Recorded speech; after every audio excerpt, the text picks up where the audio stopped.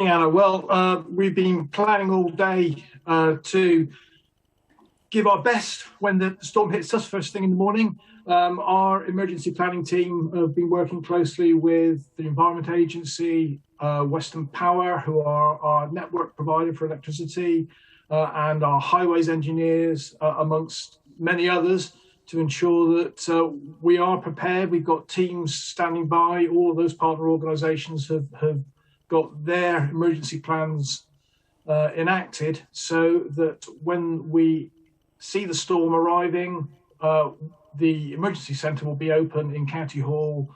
When the calls come in, we will be able to respond to it. So is that how it works? You basically set up a fast response team when you know what the damage is that's been caused by the storm?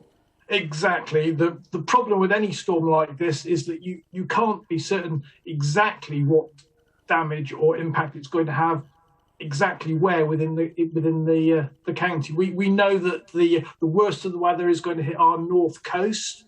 We know that it's going to be arriving about 7 o'clock in the morning, and the biggest challenge to us at 7 o'clock in the morning is that this also coincides with one of the highest tides of the year. So coastal flooding, particularly overtopping of sea defences from the storm surge, is our biggest concern. But because the wind is going to be blowing right across the county, we are concerned about trees down, power lines down, literally anywhere. How good are the sea defences in Cornwall? Do you think they're adequate to make sure that the worst of the damage is prevented? They could never be as completely foolproof, but yes, Cornwall has had a long history of experiencing storms off the Atlantic. This is no different. Unfortunately, some of our communities with climate change and rising sea levels are experiencing greater impact from storm events, but for the most part, our coastal towns and villages are fairly resilient. And what measures are being taken in advance of the storm coming? Have there been decisions made as far as school openings, about transport? What's the general advice as well being given to the public? The advice to schools has been that they really need to consider whether they're going to open or not. And the information that we have is that most of the schools and colleges in Cornwall have decided to close early for half term. In terms of transport, the bus services are monitoring the situation from hour to hour. They hope to maintain some form of service in the morning because clearly there are essential workers that need to actually get to work. But with trees down, they're going to have to adapt and overcome. Likewise, the rail service through the county is also having to take stock from an hour-to-hour basis. So what advice would you give to anybody living particularly in that red zone? Are you telling people to not go out? Are you telling people to take some precautions as far as garden furniture is concerned? Or what's your advice to individuals living in the area?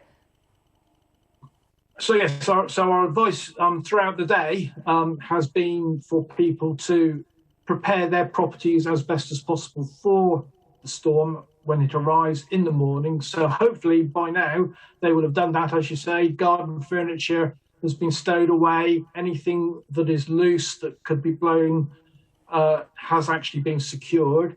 Our advice is to people, stay home unless absolutely essential. Clearly we understand that there are some people that will need to get out in the morning to go to do essential work.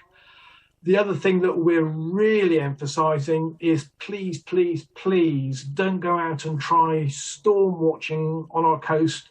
It will be very, very dangerous. And that's one of the challenges, of course, we have, because this storm is happening in the daylight. Yes, indeed. And how common is a storm of this severity? Clearly it hasn't happened yet, but according to the predictions that the forecasters are putting out there, I mean, have you seen anything like this? The last storm of this magnitude, or the forecast of this magnitude, was back in 2014. We have had some significant storms since that time, but the magnitude of this one is similar to those in 2014. Fortunately, there isn't going to be quite so much rain coming through this storm as happened back then. The main issue for us is going to be the wind and possibly the overtopping of coastal defences on the north coast. Well, Martin Olvey, thanks very much indeed for talking to us, and good luck with your plans. And I'm sure we'll check in with you once the storm has passed. But for the moment, thanks very much indeed. Thank you, Anna.